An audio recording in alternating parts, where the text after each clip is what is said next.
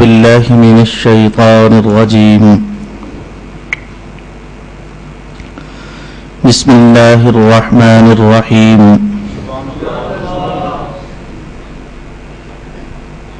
وقد مكروا مكرهم وعند الله مكرهم وإن كان مكرهم لتزول منه الجبال فلا تحسبن الله مخلف وعده رسله إن الله عزيز ذو انتقام. يوم تبدل الأرض غير الأرض والسماوات وبرزوا لله الواحد القهار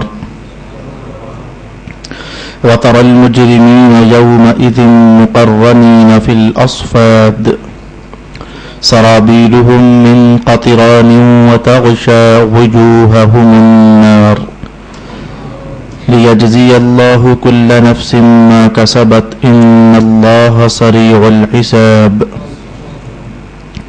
هذا بلاغ للناس ولينذروا به وليعلموا أنما هو إله واحد وليذكر أولو الألباب. صدق الله مولانا العظيم. الصلاة والسلام عليك يا سيدي يا رسول الله. الصلاة والسلام عليك يا سيدي يا حبيب الله.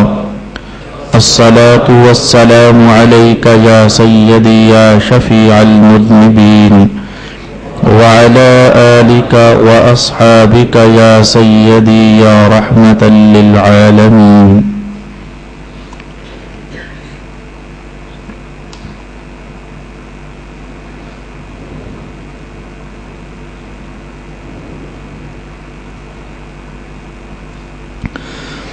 اور ان کافروں نے گہری سازشیں کی اور اللہ کے پاس ان کی سازشیں لکھی ہوئی ہیں اور ان کی سازشیں ایسی خطرناک ہیں کہ ان سے پہاڑ بھی اپنی جگہ سے ہل جائیں. تو تم ہرگز یہ گمان نہ کرنا کہ اللہ اپنے رسولوں سے کیے ہوئے وعدہ کے خلاف کرنے والا ہے. بے شک اللہ بہت غالب انتقام لینے والا ہے. جس دن زمین دوسری زمین سے بدل دی جائے گی اور آسمان بھی اور سب لوگ اللہ کے سامنے پیش ہوں گے جو واحد ہے اور غالب بھی. اور آپ اس دن مجرموں کو زنجیروں میں جکڑا ہوا دیکھیں گے. وہ آگ بھڑکانے والے روغن کی قمیصیں پہنے ہوئے ہوں گے اور ان کے چہروں سے آگ لپٹ رہی ہوگی تاکہ اللہ ہر شخص کو اس کے کاموں کا بدلہ دے. بے شک اللہ بہت جلد حساب لینے والا ہے. یہ قرآن تمام لوگوں کے لیے پیغام ہے تاکہ انہیں اس کے ساتھ ڈرایا جائے اور تاکہ وہ یہ جان لیں کہ صرف وہ ایک ہی مستحق عبادت ہے اور تاکہ عقل والے نصیحت حاصل کریں. صدق اللہ مولانا العظیم. برادران دین و ملت، گزشتہ سبق میں نے آپ سے عرض کیا تھا کہ آئندہ نشست میں چند منٹ شاید ہم اپنے مقررہ وقت سے تجاوز کر لیں. میں پھر بھی حتی الامکان کوشش کروں گا کہ اپنے ٹائم پیریڈ کے اندر ہی سبق کو اختتام پذیر کر سکوں. تاہم پھر بھی اگر چند منٹوں کی ضرورت مجھے محسوس ہوئی تو گزشتہ عہد کے تحت آپ سب چند منٹوں کا صبر مزید کریں گے. اللہ رب العالمین آپ کی جھولیوں کو خیر اور برکت سے پر فرمائے. آج کے سبق میں اگرچہ بڑی ابحاث 3 ہیں، 2 کا تو میں آپ سے وعدہ کر کے گیا تھا، لیکن جب الفاظ میں غور و فکر کیا تو ایک تیسری اہم ترین اور مضبوط ترین بحث ہے جس پر بھلے ہمیں 2 منٹ کے لیے رکنا پڑے لیکن ہم وہاں 2 منٹ کے لیے ہی رکیں گے اور ان 2 منٹوں کو ہی غنیمت جانتے ہوئے اس سبق کو اپنے دل کے ساتھ لگانے کی مکمل کوشش اور اہتمام کریں گے. گفتگو کا پہلا حصہ رب کائنات نے کافروں کے مکر کے بارے میں ارشاد کیا. کافر لوگوں نے جو مکر کیا تو بڑا خطرناک مکر تھا. ان کی مکاریاں اور سازشیں اللہ کے ہاں لکھی ہوئی ہیں اور ان کے مکاریوں اور سازشوں کی کہانی قرآن کے الفاظ نے یوں کہا کہ اگر پہاڑ بھی ہوتا تو وہ بھی اپنی جگہ سے ہل جاتا. اتنی بڑی بڑی بدماشیاں، مکاریاں اور عیاریاں اور سازشیں ان کافروں نے کی ہیں. اب دیکھنا یہ ہے کہ اس آیت میں کن کافروں کا حوالہ ہے، کن کافروں نے کس نبی کے خلاف سازش کی، تو ان کی اس سازش کو اتنے زور آور الفاظ کے ساتھ بیان کیا جا رہا ہے. اس سلسلے میں میرے پاس ائمہ تفسیر نے صحابہ سے نقل کرتے ہوئے 3 آراء ارشاد فرمائی، تو میں ان 3 آراء میں سے کم از کم 2 تو ضرور آپ کی خدمت میں عرض کرنا چاہوں گا. اس وقت میرے سامنے حضرت امام جلال الدین سیوطی رحمت اللہ تعالی علیہ کے الدر المنصور ہے. میں چاہوں گا کہ پہلی روایت آپ کے سامنے عرض کر دوں، اس کے بعد پھر دوسری اور اس کے بعد پھر تیسری کی گنجائش وقت کے حساب سے میں دیکھنا چاہوں گا. حضرت امام جلال الدین سیوطی ارشاد فرماتے ہیں کہ میں نے یہ روایت نقل کی ہے حضرت علی المرتضیٰ کے حوالے سے رضی اللہ تعالی عنہ. یعنی یہ آیت کی تفصیل حضرت علی رضی اللہ تعالی عنہ جب اپنے شاگردوں کو پڑھا رہے تھے تو اس موقع پر حضرت علی نے یہ تفسیر ارشاد فرمائی تھی. اور وہ تفسیر کیا ہے؟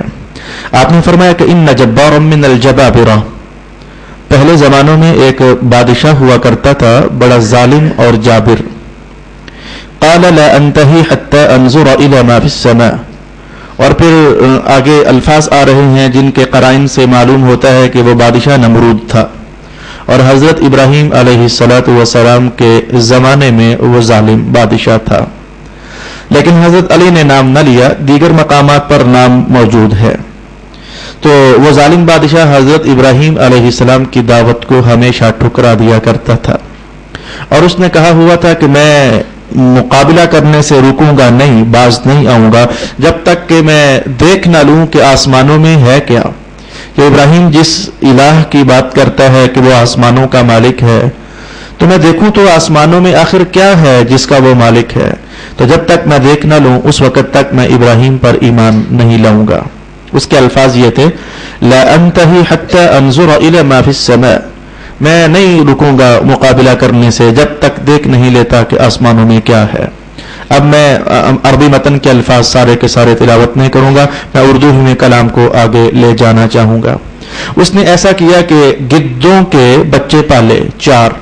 ایک روایت میں 2 کے الفاظ میں نے پڑھے، لیکن جو میں اس وقت تلاوت کر رہا ہوں اس میں 4 گدوں کے بچے اس نے لیے، انہیں گوشت کھلا کر خوب طاقتور کیا، انتظار کیا.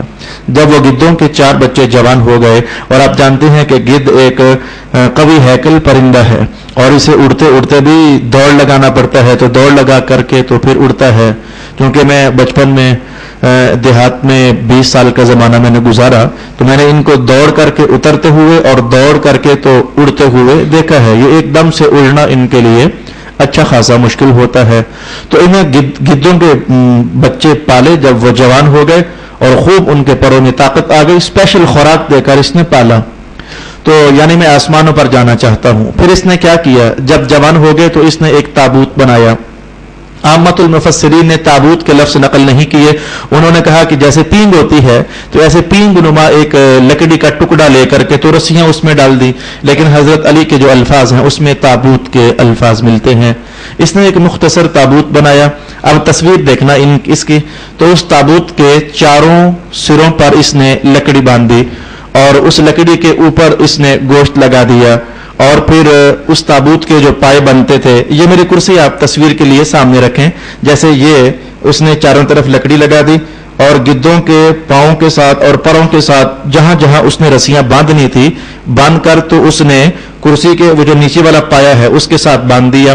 اب یہ جو لکڑی اوپر لگائی وہ کافی بلند تھی اور گدوں کے پاؤں کے ساتھ جو رسی باندھی وہ بمشکل یہاں آتی ہوگی یا یہاں آتی ہوگی، لکڑی کے سرے تک وہ پہنچ نہیں پاتی تھی. اس کی عیاری دیکھیے. اب اس نے کیا کیا، لکڑی کے 4 کونوں پر 4 لکڑیاں اوپر اور ان 4 کونوں پر اس نے گوشت کے ٹکڑے باندھ دیے اور ان گدوں کو 1-2 دن خوب بھوکا رکھا. اور بھوک کے مارے جب ان کی چاہت بڑھ گئی کہ اب ہم اس گوشت کو حاصل کرنے کے لیے کچھ بھی کر سکتے ہیں، تو اس نے گدوں کے ساتھ رسیاں باندھ کر اپنے تخت اور تابوت کے پائے کے ساتھ باندھ دیں، اور گد یہاں تک رسی کے ساتھ پہنچ پا سک رہے تھے تو گوشت کے ٹکڑے ذرا اس نے اوپر باندھے ہوئے تھے۔ اب گدوں نے اس گوشت کو حاصل کرنے کے لیے پرواز اڑائی۔ اب جو ہی وہ تابوت اڑا تو وہ گوشت بھی اڑا، تو وہ مزید اڑا تو وہ گوشت مزید اڑا۔ اب یہ تصویر تقریباً آپ سمجھ گئے ہوں گے۔ تو اب وہ گد اڑ رہے تھے زور سے، وہ تو میاں اپنا گوشت حاصل کرنے کے لیے اوپر پرواز کر رہے تھے۔ حضرت علی المرتضیٰ رضی اللہ تعالی عنہ ارشاد فرماتے ہیں کہ وہ بڑھتے گئے اوپر کی طرف، سفر طے کرتے گئے، بہت بلند ہوئے۔ تو روایت کے الفاظ میرے پاس یہ ہیں کہ اس نمرود بادشاہ نے اپنے وزیر سے کہا، یہ دو شخص گئے تھے آسمانوں کی طرف، تو نمرود نے اپنے وزیر سے کہا کہ افتح، ذرا تابوت کا دروازہ تھوڑا سا کھولنا اور دیکھ نیچے کیا حالات نظر آتے ہیں۔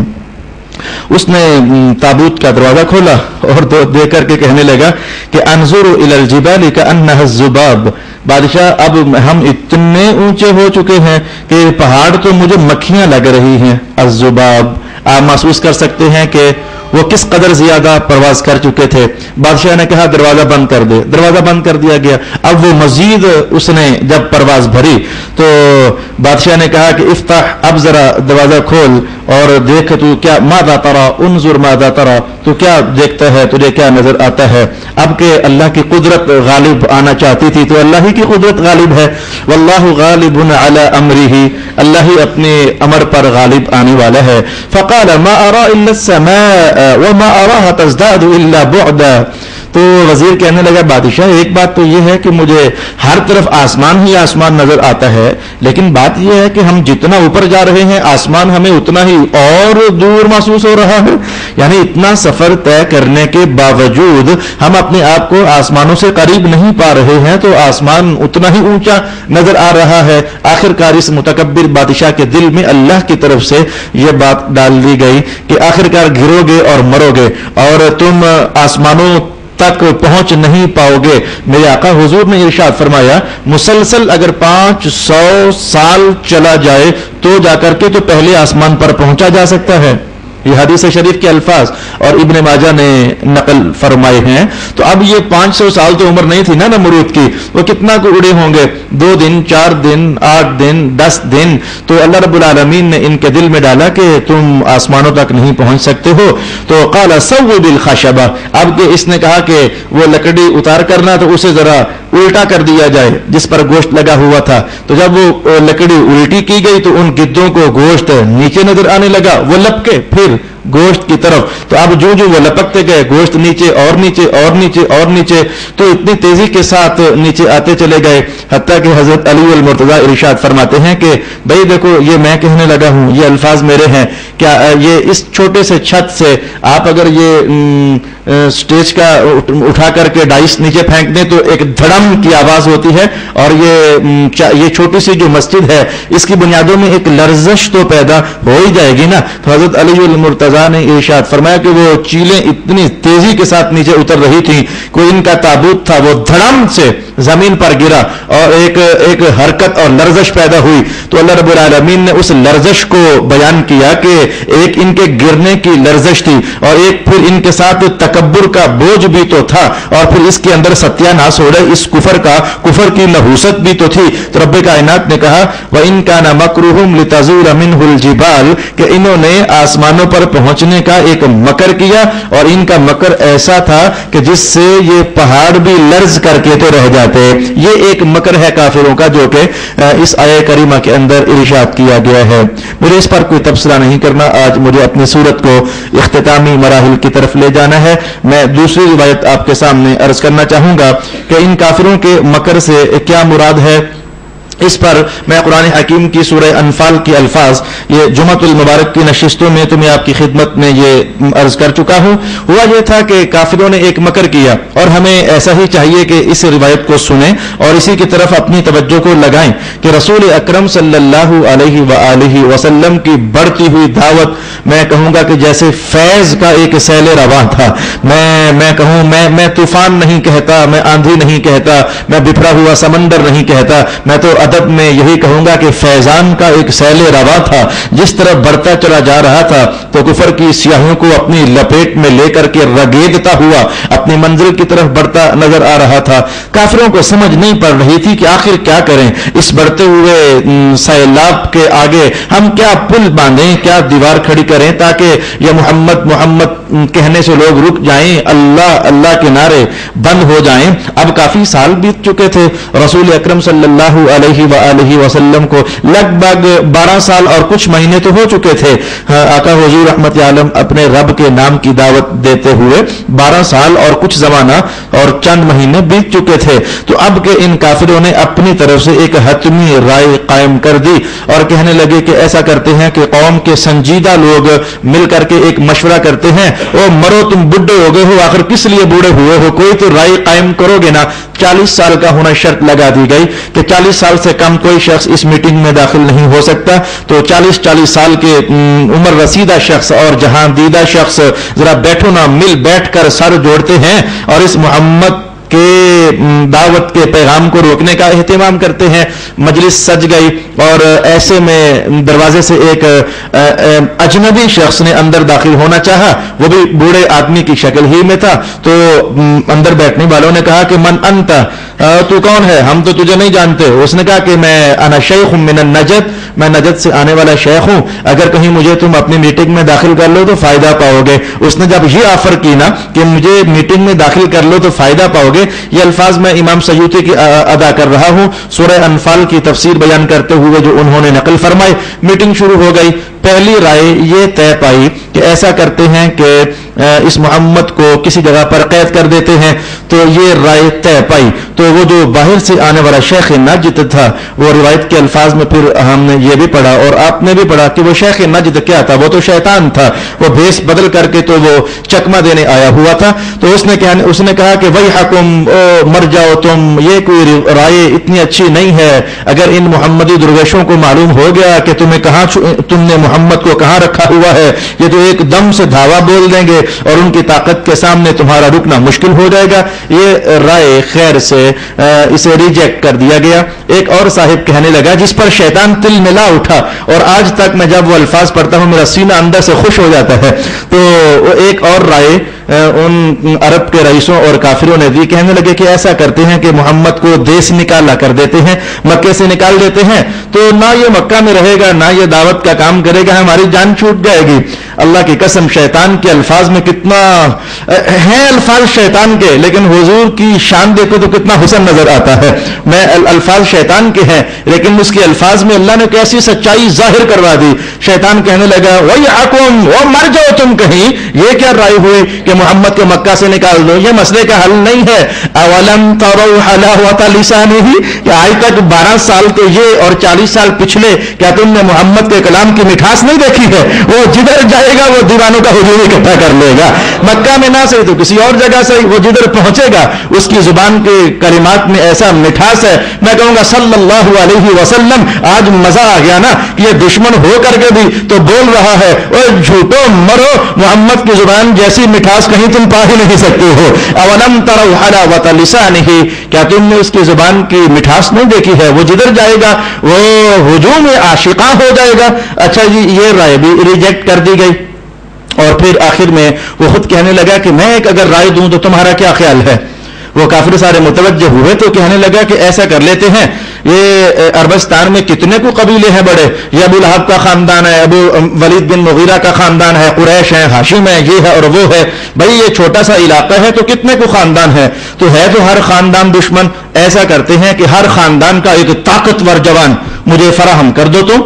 تو ہر خاندان سے اس لیے میں نے مانگا ہے کہ بھائی اگر کسی ایک خاندان کے لوگ مقابلہ کریں گے تو دوسرے ان سے کہیں گے کہ تم نے محمد کو مارا، فدیہ نکالو، پیسے دینے پڑیں گے، تو بات اختلاف میں ہو سکتی ہے۔ جب ہر خاندان کا ایک شخص داخل ہو چکا ہوگا اس معاملے میں، اب کون کس سے کیا مانگے گا؟ سارے مجرم ہوئے نا، تو سارے ہی اس کیس میں شامل ہوئے۔ تو ایسا کرو کہ محمد جس گھر میں آرام کرتا ہے تو اس گھر میں پھر ہر قبیلے کا ایک طاقتور نوجوان جو تلوار کا دھنی ہو اور جس کا نشانہ کبھی خطا نہ کھاتا ہو، جو جدھر چلے تو صفوں کی صفوں کو درہم برہم کر کے رکھ دے، ایسا جوان تلاش کرو۔ وہ جوان تلاش کر لیے گئے گئے اور منصوبہ طے ہو گیا کہ آج کی رات جس گھر میں محمد سوتے ہیں بس اس کا محاصرہ کر لیا جائے گا، اور پھر آج کی رات بس ان کا کام تمام، صبح ہوگی تو کون کس سے پوچھے گا، سارے ہی اس میں شامل تھے۔ اللہ رب العالمین نے ان تینوں باتوں کو قرآن کا حصہ بنا دیا۔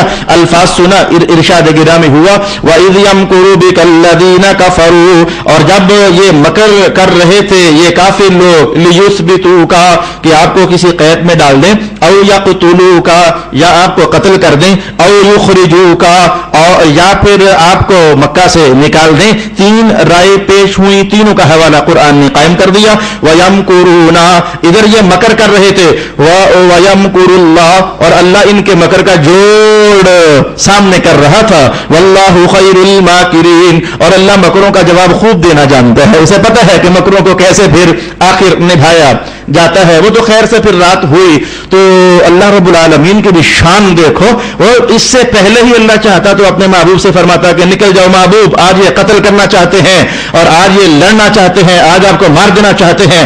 ہجرت کا حکم پہلے ہی نازل ہو جاتا ہے نا، لیکن اللہ رب العالمین نے عین اس موقع پر جب کہ پہرے لگ گئے اور منصوبے طے ہو گئے، تلواریں تیز کر لی گئیں، بپھرے ہوئے نوجوان آج اپنے اندر آگ لگا کر جیسے خون کو وہ جوش دینے لگ گئے، تو ادھر سے حکم آ گیا محبوب آج جانا ہے اور ان کے درمیان سے گزر کر جانا ہے۔ یہ کیا ہوا، یہ پہرے لگ گئے اور کافر فل تیاری میں تھے اور ان کے بازو کسے ہوئے تھے کہ آج محمد کو چھوڑنا نہیں ہے۔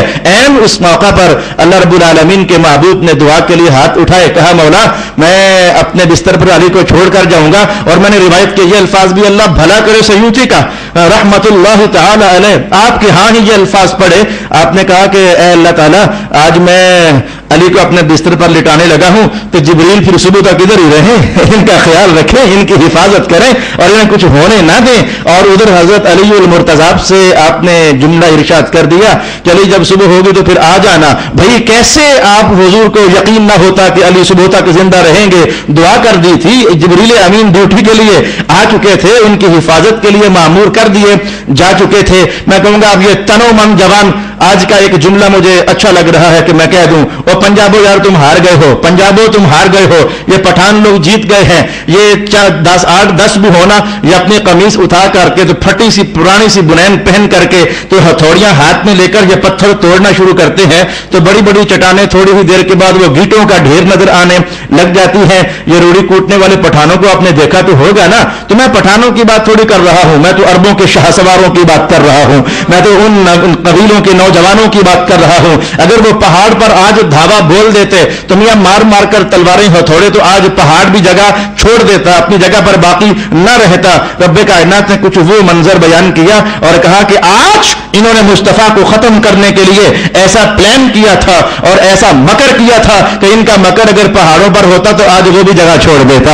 وَقَدْ مَكَرُوا مَكْرَهُمْ وَعِندَ اللَّهِ مَكْرُهُمْ وَإِن كَانَ مَكْرُهُمْ لِتَزُولَ مِنْهُ الْجِبَالُ۔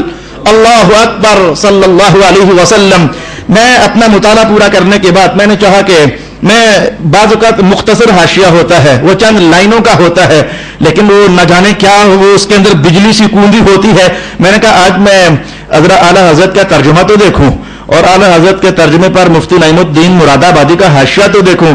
ایسے ہی میری طلب سے ہوئی، اعلیٰ حضرت نے کیا قیامت ڈھائی ہے یار، میں آج ان کا ترجمہ کہوں گا اور بتاؤں گا انہوں نے یہ ترجمہ لیا کہاں سے ہے۔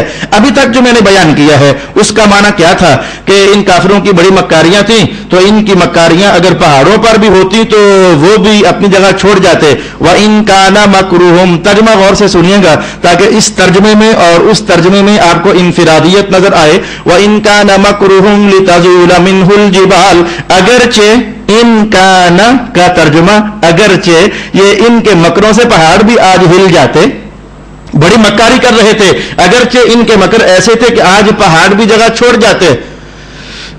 توجہ نہیں کرو گے تو یہ راز محبت آپ سینے میں محفوظ نہیں کر پاؤ گے۔ میں تو تب سے لے کر اب تک اچھلے جا رہا ہوں، اتنا زبردست ترجمہ کیا اعلیٰ حضرت فاضل بریلوی نے۔ اللہ اس بندہ خدا کی قبر کو اپنے نور سے بھر دے۔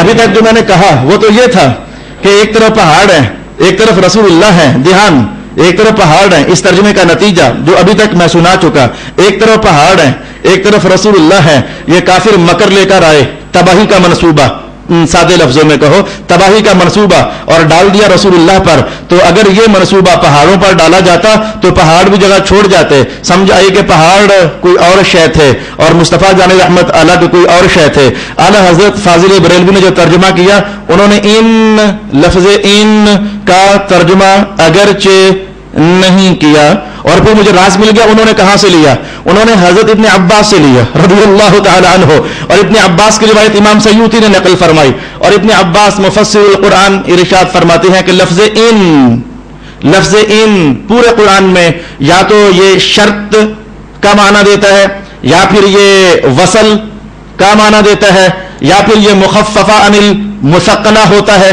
یہ تین الفاظ علماء جان گئے کہ میں نے کیا کہا۔ اور چوتھا جو میرا عنوان ہے، آپ نے کہا کبھی یہ ان نافیہ ہوتا ہے، ان نافیہ، یہ میں نے بھی کافیہ ختم کیا تو بچوں نے پڑھا کہ حروف نافیہ کتنے ہیں۔ ان نافیہ ہوتا ہے کسی شے کی نفی کرنے کے لیے، جیسے کہ لا، ہم نے سمجھا لا نہیں، نعم ہاں، ایسے لفظ ان نفی کا معنی دینے کے لیے ہوتا ہے۔ اور ابن عباس نے کہا قرآن حکیم میں 4 مقام ہے صرف کہ جن میں لفظ ان نفی کے معنی میں استعمال ہوا۔ ابھی تک آپ کو مزہ نہیں آیا کیونکہ میں نے آپ کے علاقے کی بات ابھی کی نہیں ہے، ابھی تو میں بتانا چاہتا ہوں کہ یہ ان یہاں نافیہ ہے۔ ابن عباس نے کہا یہ 4 میں سے ایک موقع ہے جہاں ان نافیہ ہے۔ اللہ اکبر، دلوں کو سنبھالیے گا۔ میں پھر دعا دوں گا اعلیٰ حضرت تیری قبر پر سلام ہو جائے اور رحمتوں کا نزول ہو جائے۔ تو نے کیسی باریک تفسیر نکال کر کے تو ایمانوں کو جلا دے دی ہے اور ایمانوں کو گرمائش دے دی ہے۔ آپ نے کہا کہ ان نافیہ ہو تو معنی کیا ہے؟ اب میں پہنچ گیا جہاں پہنچنا تھا۔ معنی کیا ہے؟ ان نافیہ ہے۔ آپ نے کہا وَقَدْ مَكَرُوا مَكْرَهُمْ وَعِنْدَ اللَّهِ مَكْرُهُمْ، یہ کافر مکر کر رہے تھے، تباہی کے منصوبے، تو جو ان کے تباہی کے منصوبے تھے یہ آپ کو پتہ ہے نا کہ رسول اللہ کے خلاف کر رہے تھے۔ تو اعلیٰ حضرت نے کہا ان نافیہ ہے، اور ترجمہ کیا ہوگا؟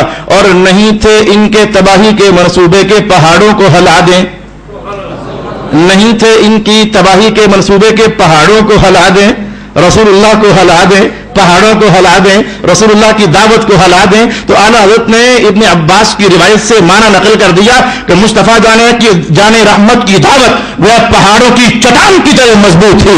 آقا حضور کا بول یہ چٹانوں کی گویا صلابت اپنے اندر رکھتا تھا، اور آقا حضور کا اقدام تبلیغ جو ہے اور جس انداز میں یہ راز محبت کی افشانی ہو رہی تھی وہ قول چٹان تھی، بول چٹان تھا، قدم چٹان تھی، اور رسول اللہ علیہ السلام جس طرف تشریف لے جا رہے تھے چٹانوں کے حوصلے کے ساتھ میرے آقا آگے بڑھ رہے تھے۔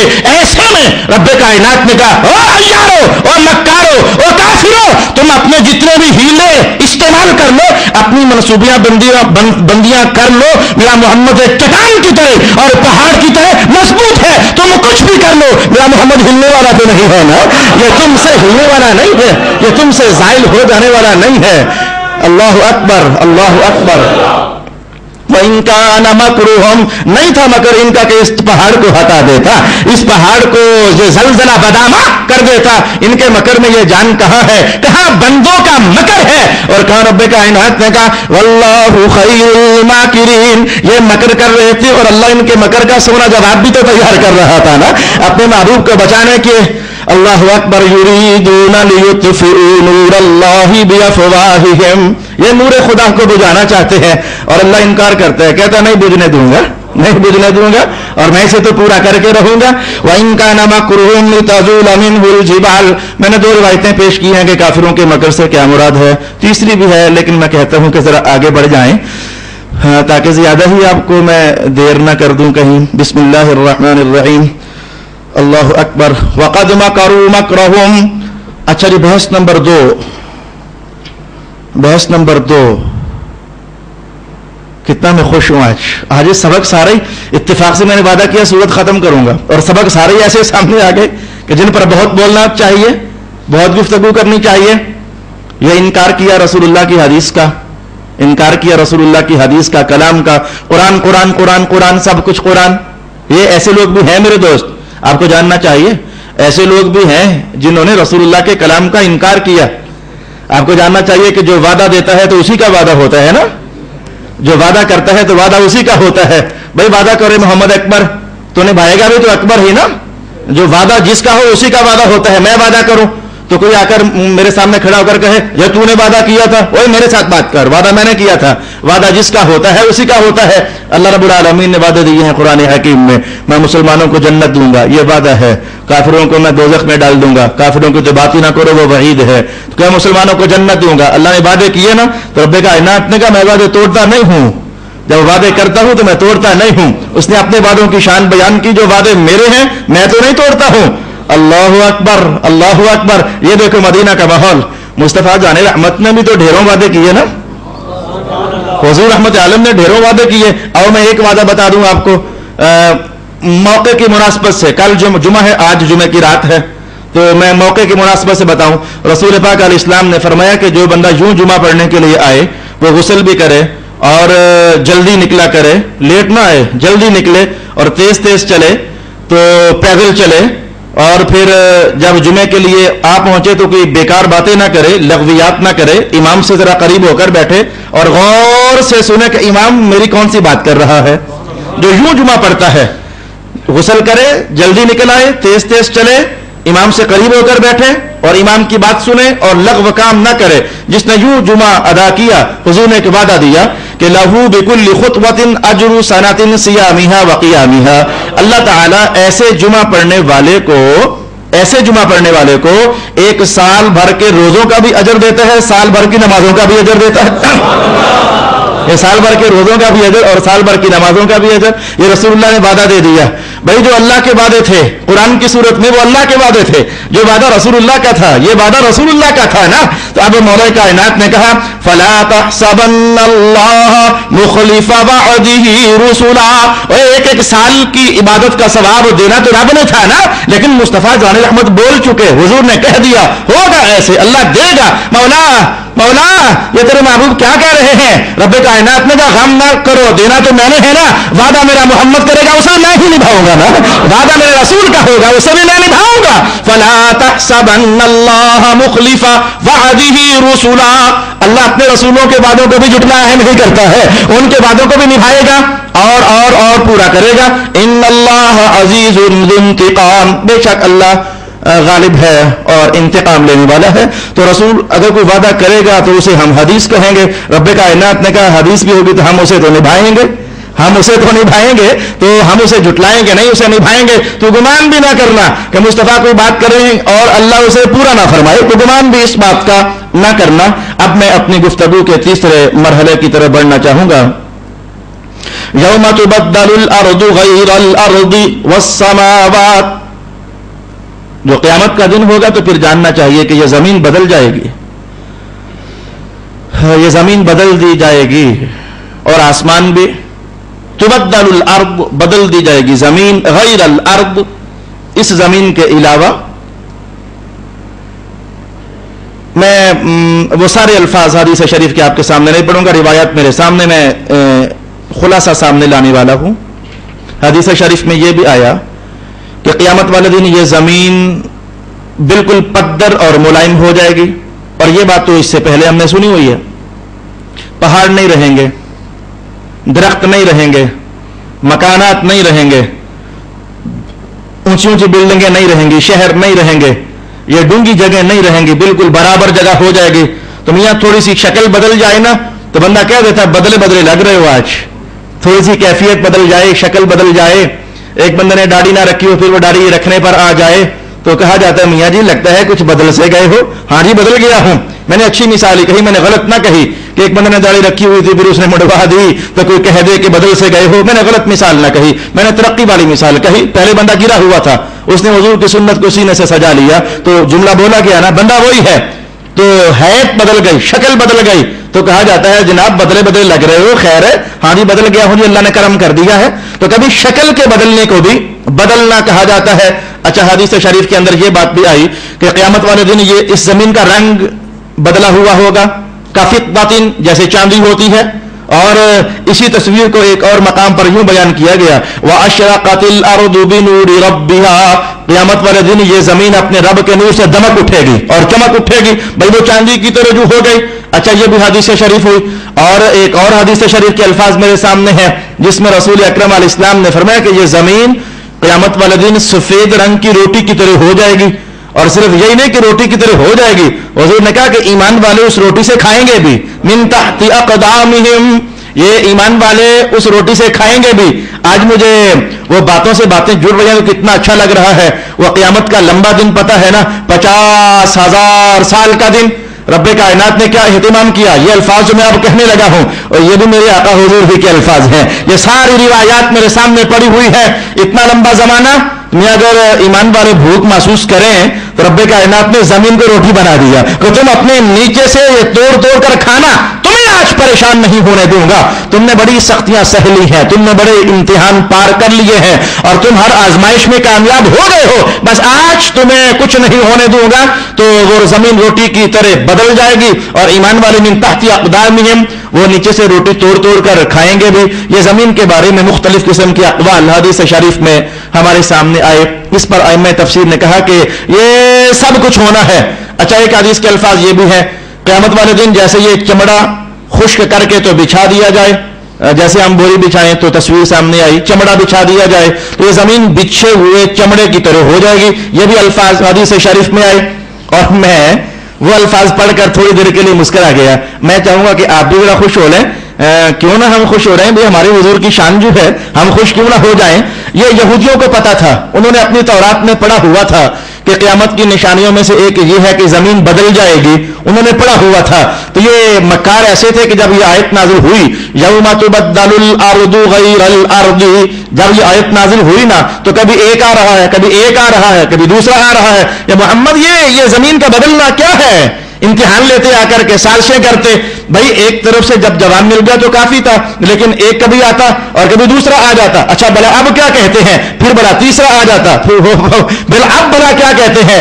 ایسی انہوں نے شرارتیں کی کہ ایک موقع پر تو رسول پاک علیہ السلام اتنے مسکرا دیے، ان کی ان شرارتوں کو دیکھ کر ہنس پڑے۔ میں وہ ہنسنے والی کہانی بھی آپ کو بتا دوں گا۔ تو جب پہلا یہودی آیا نا تو یہ روایت میرے سامنے زید ابن ثابت کی ہے، حضرت زید ابن ثابت کہتے ہیں کہ ہم حضور کے پاس بیٹھے ہوئے تھے، اتل یہود النبی صلی اللہ علیہ وسلم یسألون، کچھ یہودی آئے حضور کے پاس، جی ہم کچھ پوچھنا چاہتے ہیں آپ سے۔ تو وجاؤنی فقال جاؤنی، حضور رحمت عالم نے فرمایا کہ یہ میرے پاس آ رہے ہیں اور جو انہوں نے پوچھنا ہے نا میں نے انہیں پوچھنے دینا ہی نہیں ہے، پوچھنے سے پہلے ہی بتا دوں گا ان کو میں۔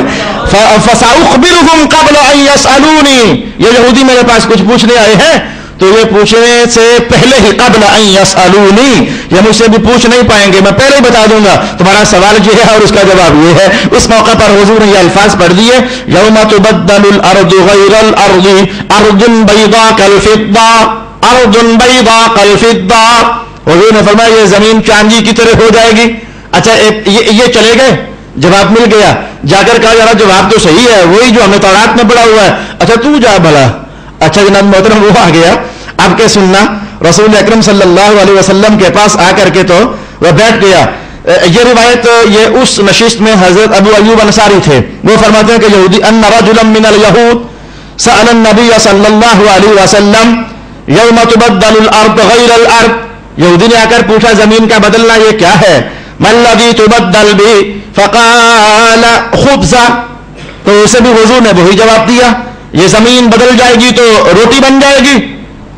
پہلی ایک کنڈیشن بیان کی، یہ زمین چاندی کی طرح چمکے گی، اور اب چونکہ آنے والا کچھ اور جواب سوچ کر آیا تھا، تورات میں تو یہ بھی لکھا ہوا ہے، تو اب آ کر اس نے وہ پوچھا جو سوچ کر آیا تھا۔ حضور نے کہا اچھا تیرا سوال بدل گیا، تو وہ جواب نہیں جو میں نے پہلے دیا، تو کچھ اور جواب پڑھ کر آیا ہے۔ حضور نے اسے بلا کیا کہا؟ اسے کہا تھا چاندی کی طرح چمک اٹھے گی، اور اس آنے والے کو حضور نے ارشاد فرمایا خبزاں، یہ زمین بدل کر روٹی بن جائے گی۔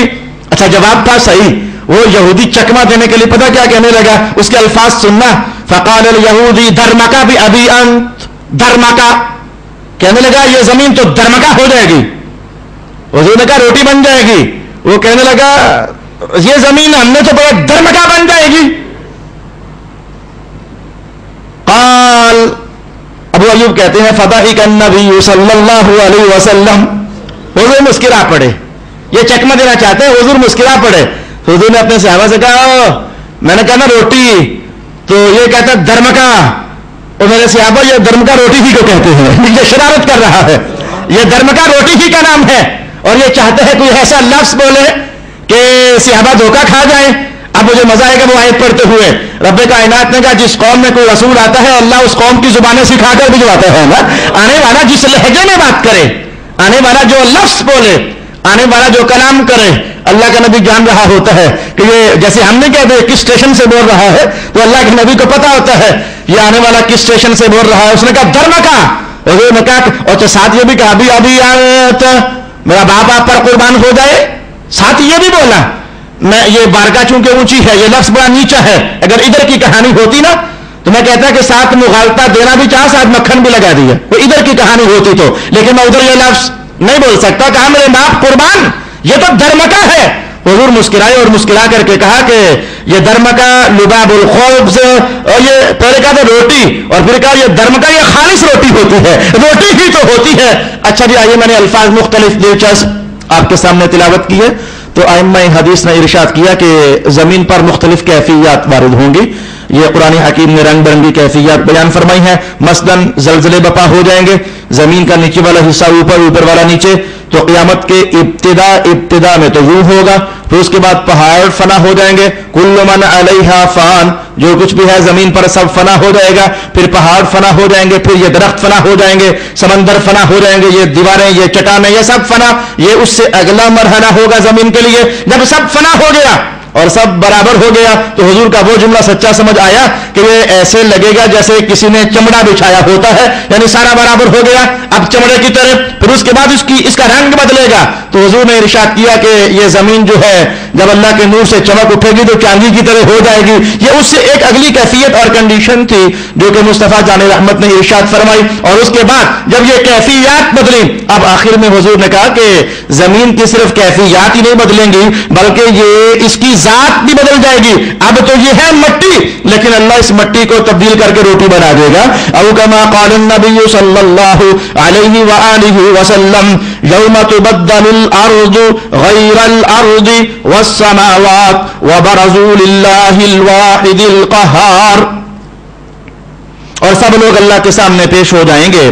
یہاں تک میں نے آپ کے سامنے جو احادیث پیش کی ہیں اس میں زمین کے بدلنے کی بات ہے. رب کائنات نے کہا آسمان بھی بدلے گا. میں ایک آیت آپ کے سامنے پڑھ دیتا ہوں. یوم تکون السماء کالمہل, یہ قیامت والے دن یہ آسمان یہ پگھلے ہوئے تانبے کی طرح ہو جائے گا.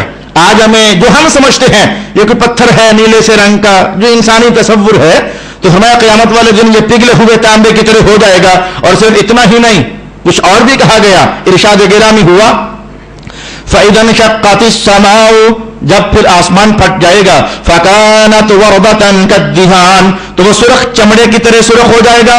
یہ سرخ چمڑے کی طرح ہو جانا یہ بھی آسمان کی ایک کیفیت بیان کی گئی ہے. اچھا, چونکہ میرا عنوان اس وقت قیامت کی علامات اور نشانیاں نہیں ہیں, یہ تو دلچسپی کے لیے, اور چونکہ عنوان سامنے آیا تو میں نے سمجھانے کے لیے دو تین حوالہ جات آپ کی خدمت میں پیش کر دیے ہیں. بڑی یہ 3 بحثیں ہی میرے سامنے بنتی تھیں. اب میں آیت کے ترجمے پر گزارا کروں گا اور ترجمے ہی میں ہمارا مقصد بھی واضح ہو جائے گا. ارشاد گرامی ہوا وَتَرَى الْمُجْرِمِينَ يَوْمَئِذٍ مُقَرَّنِينَ فِي الْأَصْفَادِ, اور آپ اس دن مجرموں کو زنجیروں میں جکڑا ہوا دیکھیں گے. سَرَابِيلُهُم مِّن قَطِرَانٍ, اللہ جرموں کی دنیا سے دور رکھے میرے دوست. یہ چیزیں کاش کہ ہمارے احساس میں کہیں اتریں. احساس میں آنا یہ اور شے ہے, سننا اور شے ہے. بھوک لگے تو روٹی کھانی چاہیے, سننا اور شے ہے. رجے ہوئے بندے کو مزہ نہیں آتا, لیکن جب وہ بھوکا ہو جائے نا اور اندر سے کھینچ پڑے کہ 2 نوالے ٹکڑے روٹی کے مل جائیں تو وہ احساس میں اترنا ہے. تو خوف الہی احساس میں اترے. اسی خوف الہی کے احساس میں اترنے کو رسول اللہ علیہ السلام نے فرمایا یہ اللہ کا نور ہوتا ہے. یعنی جو بندہ محسوس کرے کہ میں ڈر رہا ہوں, یہ ڈرنے کا احساس, حضور نے فرمایا یہ اللہ کا نور ہے. اور یہ تفسیر میں افمن شرح اللہ صدرہ, یہ اس آیت کی تفسیر بیان کرتے ہوئے یہ حدیث آپ کو بتا چکا. تو رب کائنات نے کہا کہ ایک تو دوزخ والوں کے حالات یہ ہیں کہ آگ ہی آگ ہے, اور دوسرا رب کائنات نے کہا جو قمیضیں پہنائی جائیں گی دوزخ والوں کو وہ قمیصیں قطران کی بنی ہوں گی. یہ قطران کا ترجمہ ہے غلط, دور حاضر میں اگر میں لفظ بولوں تو ہے غلط, لیکن معنی صحیح سمجھائے گا. قطران یعنی پٹرول, یہ ترجمہ نہیں ہے, غلط ہے, لیکن فوراً سمجھ آئی ہے نا کہ پٹرول کو آگ کیسے پکڑتا ہے, آگ کیسے لپیٹ میں لے لیتی ہے پیٹرول کو. یہ ترجمہ ہے نہیں ہے, سمجھانے کے لیے میں نے کہا. تو اس دور میں جو پیٹرول ہوتا تھا یہ ایک درخت سے نکلنے والا گوند ہے، تو جسے آگ بڑی جلدی لگتی ہے، کیونکہ اس دور میں لوگوں کے سامنے تھا ہی یہ، اس دور میں لوگوں کے سامنے تھا ہی یہ مستقل عنوان ہے کہ قرآن جب کوئی مثال دیتا ہے تو اپنے سامنے بیٹھنے والوں کی علمی اپروچ کے حساب سے مثال دیتا ہے، جو ان کی علمی اپروچ جہاں تک ہو سکے قرآن ادھر کے لفظ استعمال کرتا ہے۔ تو فرمایا کہ ایک گوند ہے، اگر وہ اس پر آگ لگائی جائے تو آگ ایک دم سے یوں بھڑک اٹھتی ہے، جیسے یہ گندک نہیں ہوتی ہے جس سے پٹاخے بنتے ہیں، بارود بنتا ہے۔ تو وَتَغْشَى وُجُوهَهُمُ النَّارُ، تو آگ کی لپٹوں میں جب دوزخ والے داخل کیے جائیں گے تو قمیص ایسی ہوگی جسے آگ تیزی سے پکڑ لیتی ہے، وہ ایک دم سے شعلوں پر شعلے، اور وہ شعلے ایسے بھبک کر جب اٹھیں گے تو ارشاد ہوا وُجُوهَهُمُ النَّارُ، وہ آگ ان کے چہروں کو جھلسا دے گی، لِيَجْزِيَ اللَّهُ كُلَّ نَفْسٍ مَا كَسَبَتْ، تاکہ اللہ ہر شخص کو اس کے کاموں کا بدلہ دے۔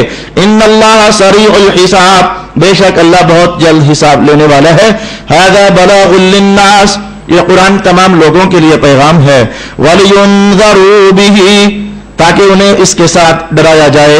وَلِيَعْلَمُوا، اور تاکہ لوگ جان جائیں، انما هو الہ واحد وَلِيَذَّكَّرَ أُولُو الْأَلْبَابِ، یہ صرف وہ ایک ہی مستحق عبادت ہے، اور تاکہ عقل والے نصیحت حاصل کر لیں۔ باقی باتیں چونکہ ہم نے کئی بار پہلے بھی سماعت کی ہوئی ہیں، اس کے ساتھ ہی اللہ کی توفیق سے یعنی 13 سپارے ہمارے مکمل ہو گئے اور سورۃ ابراہیم کا اختتام ہو گیا، اور منڈی کے درس قرآن اگر ساتھ ملا لیے جائیں، سورۃ یوسف ہے، سورہ یاسین ہے وغیرہ وغیرہ، تو ملا کر کے لگ بھگ ہمارے 14.5-15 سپارے ہو چکے ہیں۔ اللہ تعالیٰ آپ کا بھلا کرے، جو قریب ترین کا ساتھی بنا اللہ اس کا بھی بھلا کرے، اور جو زمانوں سے قرآن حکیم سیکھنے آ رہے ہو اللہ ان کا بھی بھلا کرے کہ 15 سپاروں کی تفسیر آپ لوگوں کی وجہ سے میں کہنے کے قابل ہو گیا۔ اللہ کا فضل ساتھ شامل حال تھا، آپ نہ سننے آتے تو میں کسے سناتا، اور آج ہم اس دعا کے ساتھ یہاں سے اٹھیں گے۔ اے اللہ تعالیٰ کہ مہربانی فرما، 15 تو نے سننے کی توفیق دے دی ہے، جو باقی 15 رہ گئے ہیں انہیں سننے کی بھی توفیق عطا فرما دے۔